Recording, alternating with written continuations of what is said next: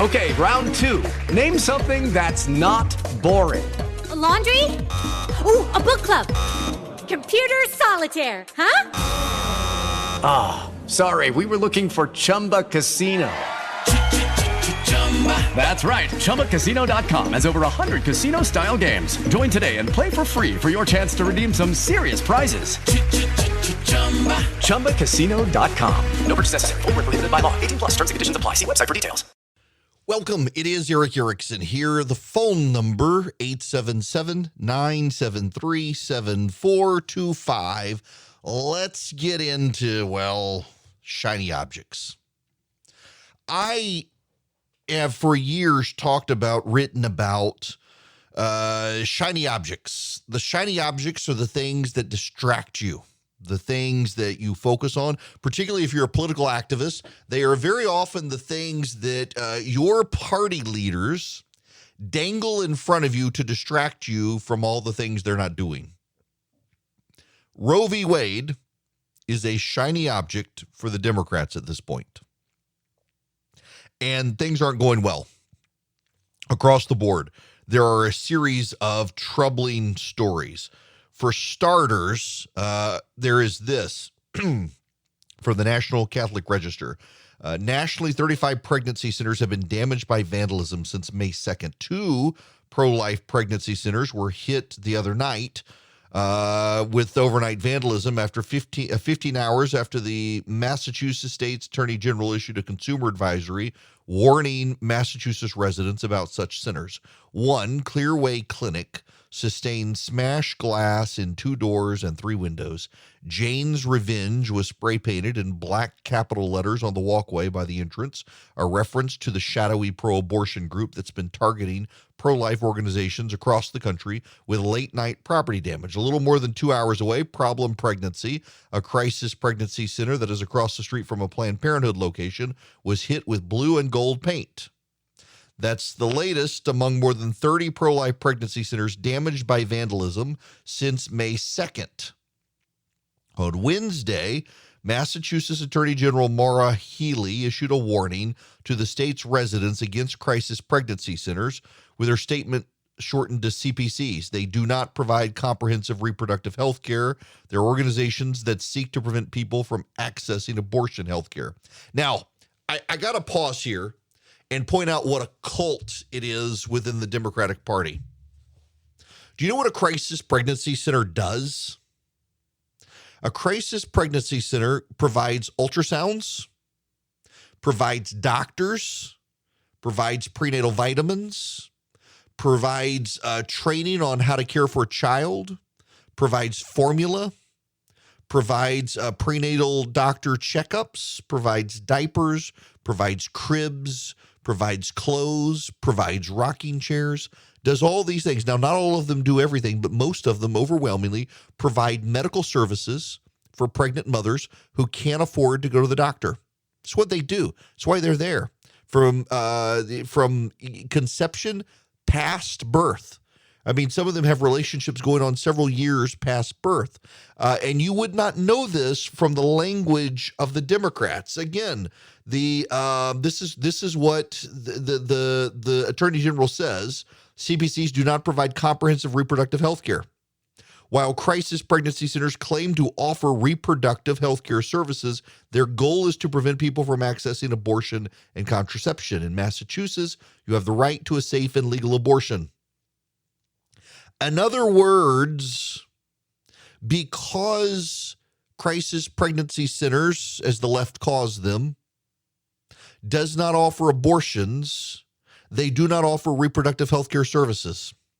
For the left, reproductive health care services is only an abortion.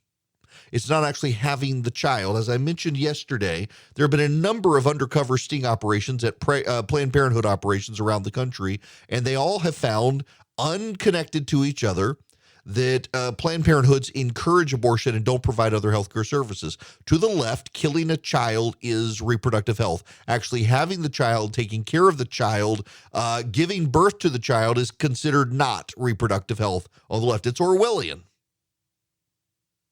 So they're attacking these centers around the country that provide poor moms ultrasounds, doctors, vitamins, healthcare checkups, prenatal screenings, everything you need, and they're attacking them. Some of them have been burned to the ground. Others otherwise painted on, windows smashed, etc. And you're told perversely that they don't offer health care when that's exactly what they do. These people are in a cult on the left. They're in a cult. It's a shiny object cult. They're dangling the keys here. Pay no attention to all the failures here. We got Roe to deal with, except there's a problem. Democrats are becoming increasingly angry with the Biden administration because the Biden administration is cautioning them that anything they do about Roe could be undone by the next Supreme Court. So, in fact, Democrats have spent the last several weeks with a talking point. We need to codify Roe v. Wade. We need to make Roe v. Wade the law of the land. That's what the Democrats have been saying since the Dobbs decision. Behind the scenes now, Democratic operatives in Washington coming out of the White House and Congress are saying, no, shh, stop saying that. Don't say that. The Supreme Court might make it more difficult for us. Don't say it. Biden, for example, had thought about declaring a public health emergency. That's one of the things that came out of their strategy session. President Biden said Sunday he's weighing whether to consider declaring abortion access a public health emergency, a decision that would appease some within his party calling for such a move, but would go against some of his administration who've said it's an unnecessary step. Some in his party have been calling on Biden to declare this public health emergency, a move that would make limited deference to the policies or actions he could take, but also one that could elevate the issue and show his seriousness. It's a shiny object. Jen Klein, the director of White House gender policy, says it didn't seem like a great option. When we looked at the public health emergency, we learned a couple of things. One is that it doesn't free very many resources. It's what's in the public health emergency fund, and there's very little money, tens of thousands of dollars. So that didn't seem like a great option. It also doesn't release a significant amount of legal authority. They're giving up on that one. They don't want you to talk about codifying Roe v. Wade. They don't want to declare a public health emergency. They're not going to put abortion clinics on federal land. That's the latest craze from the progressives. At a time there's no money and people can't buy gas, they want the Biden administration to put abortion centers on federal land in the several states. Now they're considering an offshore, using like an oil rig or an abandoned oil rig or a boat in the Gulf of Mexico and putting an abortion clinic there. These people have lost their minds. It's a cult of killing kids. And there's a problem. Democrats have been convinced that this is the issue that will galvanize people on their behalf headed into the November election. They've been pretty steadily convinced, in fact, that this issue might just be the game changer they need, except it's not. The generic ballot polling shows the Republicans still have a lead on the generic ballot, a 2.5 percentage point lead, which is their best historic showing. Not only that, Joe Biden's job approval is tanking. A 19-point spread in the Real Clear Politics polling average.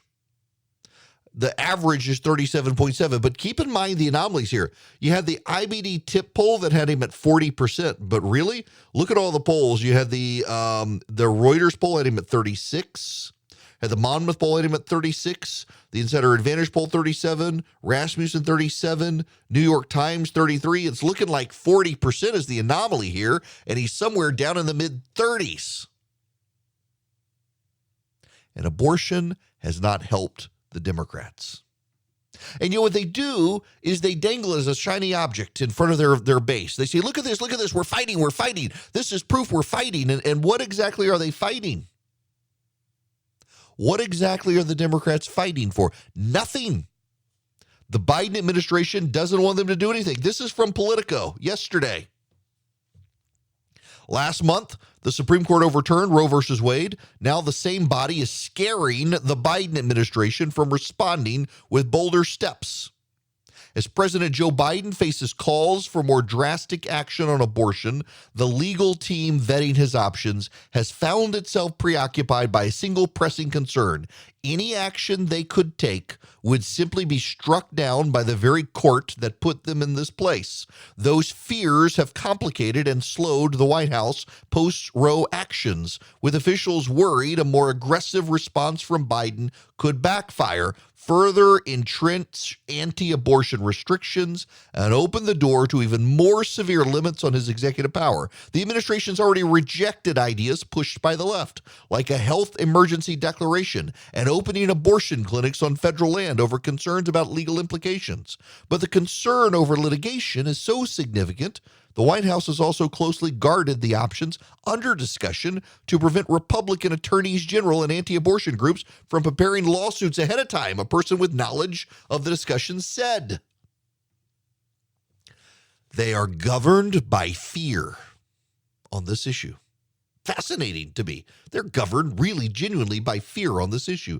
They do not know how to proceed without alienating people. If they proceed, they will alienate some group of the Democratic base or independent voters for caring too much about it. And yet, this is all that matters to progressive voters. This is the only thing that matters to progressive voters. Remember last week, there was a story in Politico that progressives were upset Biden was fixated on inflation. They were upset that he was fixated on inflation, of all things. They wanted to focus on abortion rights. They wanted to focus on health care. They wanted to focus on transgender rights, all the things that will alienate independent voters. We're really watching in real time the crack up of the Democratic Party. It's remarkable how so many people in the media are trying very, very hard to scramble to other things. They're back to January 6th now on the TV networks. They're focusing on that now. They're focusing on so many other issues. The Democratic Party has moved on. It's just brutal for the Democrats. And all they have for their base is a shiny object. And that shiny object works the base into a frenzy. They can fundraise off of it, but ultimately they can't fix it, and that's going to drive the Democratic Party base insane. Welcome back. It is Erick Erickson here, the Erick Erickson Show across the nation. The phone number, 877-973-7425. I got to play you this audio. This is Allison Camerata with, what's his name, Frank Luntz. I want to play for you this. It's about a 2-minute clip, but I want you to hear this whole thing. You remember, Luntz was the Republican pollster who helped the GOP in 1994. He's drifted to the left. Really not a fan of Donald Trump. Doesn't really like the Trump Republicans. And they're talking about the January 6th committee. I want to ask you about what's happening with the January 6th committee and whether or not you think that that's having any impact. I heard you saying that you thought that Congresswoman Zoe Lofgren was using sort of ineffective language about it and what the committee's role is. So let me play that for you. We are going to be connecting the dots during these hearings between these groups and those who were trying to, in government circles to overturn the elections. Isn't that their job, Frank? What's wrong with that language? It's exactly their job, but it's not the right language. That's exactly what you do, but you don't say it. You don't tell people the conclusion. You let them come to it, which is why this hearings, they could have been so much more effective if they had shown the videos first, give people the evidence, the facts first, and then draw the conclusion. But the problem is that politicians always want to speak first. They always want to set the tone. They always want camera time. And that undercuts the credibility of the hearings. And with each passing hearing, the viewership is falling. And it's falling among people who they really want to watch. Democrats have already made up their minds that Donald Trump isn't their cup of tea. Independents are not nearly as engaged. And the Republicans, quite frankly, aren't watching at all. So how are you going to change public opinion if the people that you most need to pay attention are the ones least likely to follow it? So I've got simple advice for them, because I know they watch your show. Stop doing the politics. Stop doing the histrionics. Let the people decide. Show them the facts, the videos of this, and then let them draw their own conclusion. You don't have to connect the dots. The American public is smart enough that they will. That's Frank Luntz talking to the January 6th committee. But you know what? They're not going to do that. They hired that guy from ABC News to roll stuff out. The only reason I bring this up is because you know what that's not about? You know what they're not talking about? Roe v. Wade. They're not talking about it. They've moved on. They moved to something else. And I find that very notable. Last night, even, Don Lemon did it as well.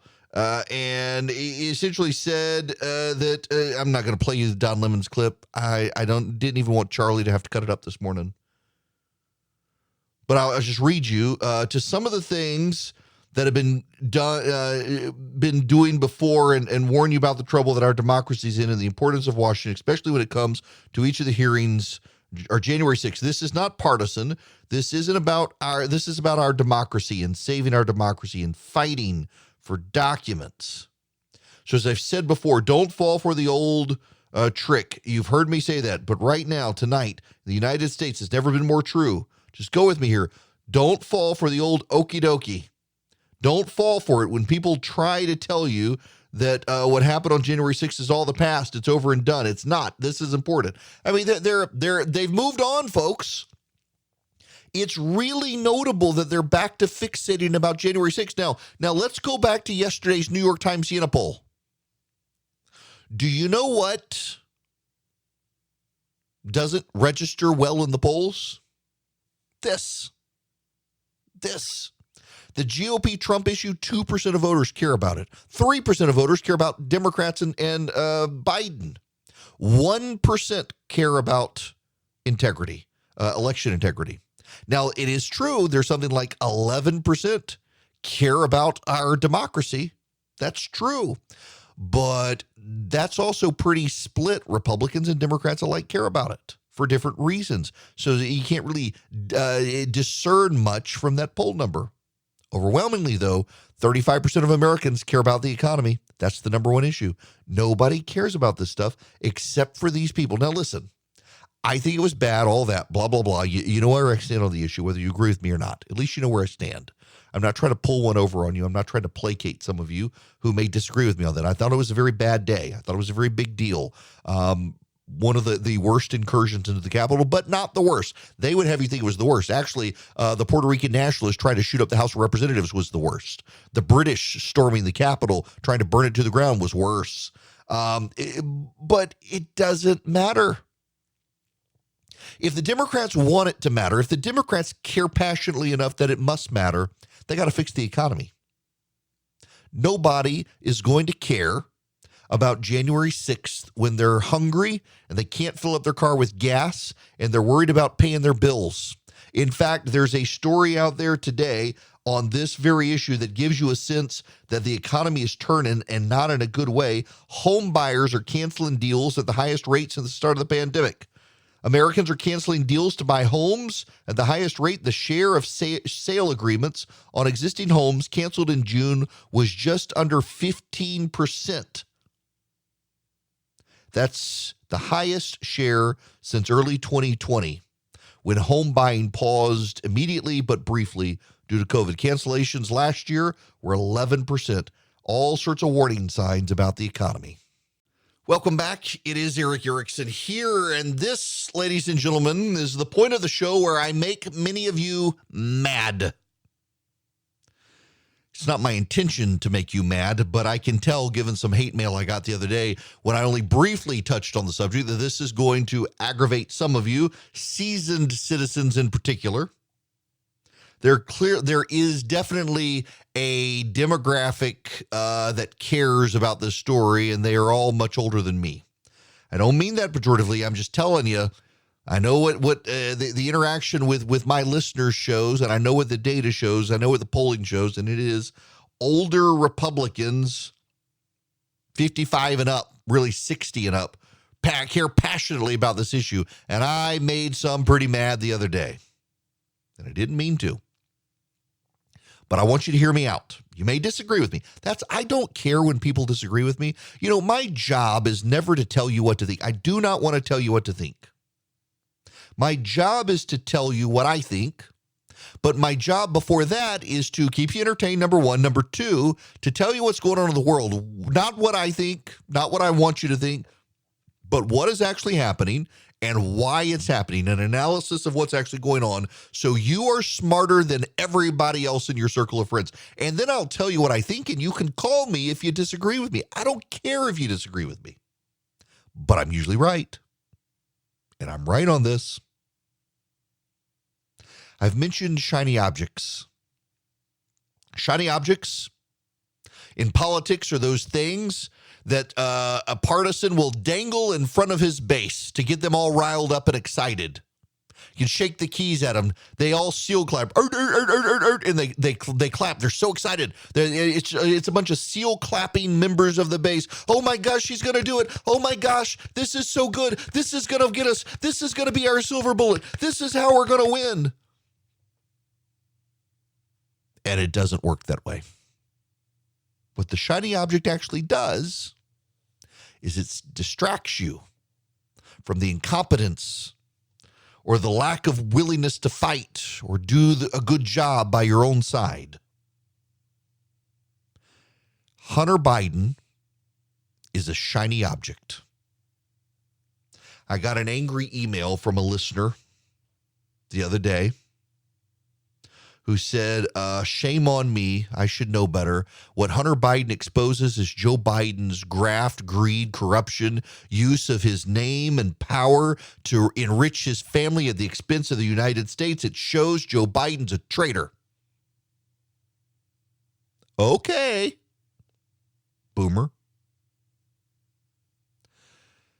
Nobody cares about Hunter Biden except for the people who are already going to vote against Joe Biden. Nobody. You're going to persuade people. Now, listen, I have sadly had to see I was not expecting to see naked Hunter Biden. And I got to admit, I tried to pour bleach in my eyes. It was not pleasant. I'm sure they'll say they're all Photoshopped. There was one that appeared to be a Joe Biden in a compromising position. It looked kind of Photoshopped to me, but it doesn't matter. What's going to happen here, and for those of you who don't know all the details, so Hunter Biden's cell phone has allegedly been leaked. There's a Telegraph channel or Telegram channel, an app on your phone, and you can get the Hunter Biden iPhone leaks. And there are pictures that appear to be real of Hunter Biden with prostitutes. There are videos that appear to be real of Hunter Biden engaged in explicit sexual conduct with these prostitutes. And him filming everything. There are documents that purport to show him texting his father to try to get money that went to prostitutes, and Joe Biden had no idea. There are alleged pseudonyms of Joe Biden. There's all sorts of stuff there. And none of this actually matters to anybody except for the people who are already going to vote against Joe Biden. Now, some of you listen to me. Some of you are being mad at me for saying that. You're going to rationalize why it matters to everyone else and why it's going to bring down the House of Biden and why I should be paying attention to it and why I should care about it. And maybe some more stuff will come out. But right now, from what I see, this is the stuff that pisses off the people, riles them up, who are already going to vote against Joe Biden. This is the stuff that makes people very, very angry who are already very, very angry. And this is the stuff that the hardest core of the hardcore conservative sites will circle all around and cover because they know it gets them traffic and it does not move the needle. It's a shiny object. And I can tell you how it's going to be used by the Republicans, and this is my concern. When the Republicans take back Congress and Kevin McCarthy is Speaker of the House of Representatives, what they will do is they will hold investigatory hearings on Hunter Biden. Some of you right now, you're nodding along. Yes, they need to. Yes, we need to get to the bottom of this. How bad was it? Did he trade on Joe? What about Ukraine? Did they set up Trump? We need to find this stuff out. And they'll investigate. And they'll make sure you know they're investigating. And they'll send you fundraisers, making sure you know how hard they're investigating. And they'll never investigate and impeach Merrick Garland. And they'll never investigate and impeach Secretary Mayorkas. They'll never investigate the school board issue with the Department of Justice. Well, that one they probably will. They'll never pass an appropriations bill that reins in the side of government. They'll pass continuing resolutions that continue to fund the government with year-over-year percentage increases agreed to with the Democrats. They won't fight anything else. They'll say, but we gave you Hunter Biden. Look at the Hunter Biden stuff. It's the perfect shiny object for the GOP. And, honestly, I think the Hunter Biden story makes Joe Biden look sympathetic. You're never going to prove the stuff that looks kind of photoshopped to me, but maybe it's real that really puts Joe Biden in a negative light. You're not even going to get Fox News to cover that. OAN's about to go bankrupt over the stolen election stuff. They're not going to cover it. You're going to have the wackadoo fringy sites of the GOP cover it. Nobody's going to care. Nobody's going to pay attention. The National Enquirer will cover it, and that's about it. And while you're so worked up about it and you care so much about it and you're positive it's the silver bullet to take out the Biden administration, it is the thing to end him. Well, the Democrats have already moved on from him too. 65% of Democrats want him gone. Not good. 65% of Democrats want him gone. It's remarkable.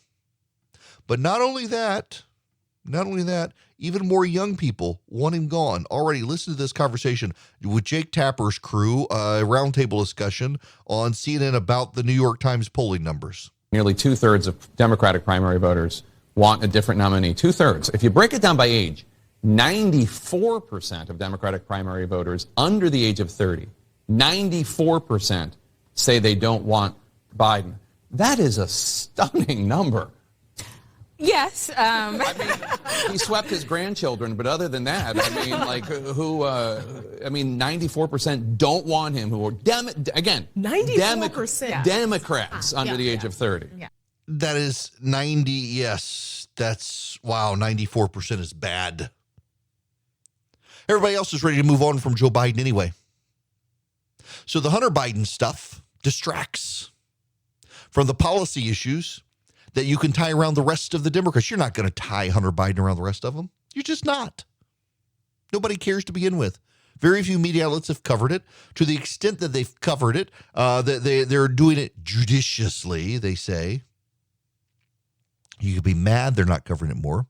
You can be mad they originally circled the wagons and said it was Russian disinformation and then, oops, our bad when it turned out it was true. You can be mad about all that stuff. I get it. I am too.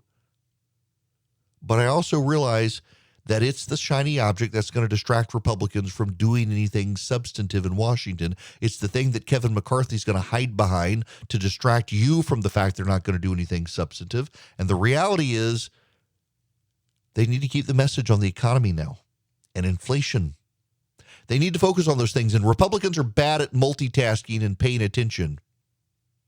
I can't say I was surprised that I made some elderly seasoned citizen angry the other day by saying I don't care about the Hunter Biden story and I don't much cover it. And the reason I don't cover it is because it's a tragic story. There's a lot there. And also it doesn't persuade anyone. He was very upset. And I'm not surprised. People get upset about the slightest thing these days. But I want you to understand, I really do think you're wrong if you think that this story moves the needle. We see this all the time, and both parties always look for the silver bullet, this one thing that will take out the other party. Everybody does it. With Donald Trump, the Democrats spent 4 years looking for the silver bullet to take out Trump. With the Democrat, with Obama, there was a silver bullet. It was Obamacare. If only we could do this one thing, we could get rid of Obamacare and Obama. Everybody wants the silver bullet. The silver bullet is a mythology anyway. The shiny object is real, y'all. Both sides do it. The Democrats right now, they're dangling Roe v. Wade out. They're going to fight about Roe v. Wade. They're going to advance it. They're going to take back Congress. They're going to pack the Supreme Court. Give us money, give us money, give us money. We'll make it happen. And Democratic partisans are like, oh my gosh, we got to side with you now. We got to give you our money. And Republicans are going to make sure they took a bold stand on Hunter Biden. Give us money, please. And pay no attention to the fact that we're going to fixate on Hunter Biden and not do any of the other stuff we promised. He's a shiny object distraction that keeps you from paying attention to what the GOP isn't actually going to do. That's the problem. Now, if only we could run the Eden Pure Thunderstorm and clean the air. And maybe be friends again after you all disagree. The Eden Pure Thunderstorm, you can get 3 of them if you go to EdenPureDeals.com and put in Eric3, ERSEK, and the number 3. When you go to the website, you're asked for a host code, and you put that in, Eric3, and you get 3 of them for less than $200. You save $200, and you get free shipping. The Eden Pure Thunderstorm gets rid of the viruses, the mildew, the mold, the bacteria, the pollen that float in the air, and it's filterless. You just wipe it out on occasion, so you don't have to get a filter subscription. But more importantly, really more importantly, it eliminates odors. So I can run it in my car, and if there's stinky odors, I can run it and it eliminates the odors. I can run it in a hotel room. It'll eliminate odors, or in your musty basement or your RV. You can plug it into the wall with a USB cord, or you can plug it directly into the wall. It powers in a couple of ways, and it works great. You get 3 of them for less than $200 and free shipping at EdenPureDeals.com. The discount code is Eric3. Okay, so I got a housekeeping item here again. If you don't remember, I'm going to be out for the next 3 days. Now, you should come by. Victor's going to be hanging out. Alan Sanders is going to be hanging out with you guys.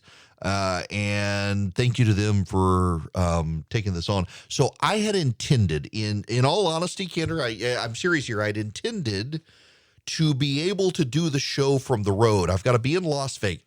Now, this is not a pleasure trip. This is a business trip. It was going to be a pleasure trip. It was going to be fun. I was going to go to Vegas on the company dime, spend a couple of days having fun, eating, shooting guns, and give a speech. And then I was going to fly to Park City, Utah, and I was going to give a speech in Park City, Utah. And then I was going to come home. And now it's become something more. I've got to give lots of speeches, multiple speeches, sit on multiple panels, do book signings. And I apparently on Saturday get to go fly fishing in Utah, allegedly. I didn't even know I was going to do that. I had to go out last night and buy some pants that they recommended, but nylon pants that dry easy. But nonetheless, so I'm going to be gone. I'm going to be traveling. It's going to be work. There's not going to be a lot of downtime for fun. I mean, my schedule is so jam-packed. I'm exhausted just thinking about it. I was hoping for more fun. So don't think I'm having fun. It's actually real work. But I'll be back on Monday. Also, I need to give you an update on Ukraine. We haven't talked much about Ukraine. The Russians have been doing pretty good in the east of Ukraine. There's a problem, though. The HIMAR has come up. That is the American long-range missile battery that can shoot multiple missiles and within 2 minutes pack up and move. So countermeasures aren't very effective against it. It moves very fast and gets out of the way. It launches missiles, launches medium to long-range missiles, and the Ukrainians have, I think, 8 of them. They're going to have 12 more coming. And what's so fascinating about the way this thing operates is that it can drive 300 miles. It's got a top speed of 53 miles an hour. And then it shoots these high-precision missiles that go 50 miles. Now, a howitzer only goes 25 miles, and it's not very precise. This thing is guided by satellite, goes 50 miles, and it is just decimating Russian ammo depots. So the Russians are storing their weapons in eastern Ukraine. The Ukrainians are using satellites to target those depots, and then they're firing the HIMARS and the British MLRS and various howitzers, and they're wiping out the depots where the arms are for the Russians. And in fact, according to one Russian, they are facing a wild shell hunger. A wild shell hunger. That is, they are running out of shells to be able to fight the Ukrainians because of our American technology. Putin's forces face a quote-unquote out-of-the-blue ammunition shortage as warehouses are destroyed one by one using this American system. One Russian who's furious about this says, we've lost these warehouses one by one, and said out of the blue, a wild shell hunger has just been created by the enemy who has mastered new foreign artillery systems. I mean, honestly, what this war is doing is creating in Ukraine one of the best trained armies in Europe. They're going to be far better trained than most of the major continental European forces now, and they're going to know how to use our technology, and they're going to be allied to us. This is a very big development. The Russians looked like they were settling into eastern Ukraine. It looked like they were going to do okay. It looked like they could probably seize the territory. And now, however, the Ukrainians are using our long-range missile systems, and not only are they blowing up weapons depots, depriving the Russians of armory, but they're also targeting operation centers where generals are, throwing the Russians into chaos. And these missiles move so fast, once they're detected, they're hard to stop, and they tend to fly under radar systems, this particular sort of missile. So the anti-missile technology that the Russians have is thus far not able to stop them. It's causing chaos in the field. American technology. It really is fascinating to see that we are fighting a war against the Russians. We're fighting it by proxy, but they're using our weapon systems, and they're using them quite effectively. And it turns out all of those weapon systems that we for years have been developing, that the Democrats have wanted to cancel, that people in Washington haven't been sure about, turns out they work really, really, really well, particularly against the Russians. Now, the big threat are the Chinese. And we're not there yet, combating the Chinese. But it's actually pretty good. This is pretty good news. And the Ukrainians look like they're a force to be reckoned with. The Russians underestimated. And our technology, we're going to get them some more of these. Joe Biden and the Republicans and Democrats alike, all pushing to get them as many as quick as possible. And we're helping them, and that's good. You guys have a great rest of the week. I will see you all on Monday. Okay, round two. Name something that's not boring. A laundry? Ooh, a book club. Computer solitaire, huh? Ah, sorry, we were looking for Chumba Casino. That's right, ChumbaCasino.com has over 100 casino-style games. Join today and play for free for your chance to redeem some serious prizes. ChumbaCasino.com. No purchase necessary. Void where prohibited by law. 18+ terms and conditions apply. See website for details.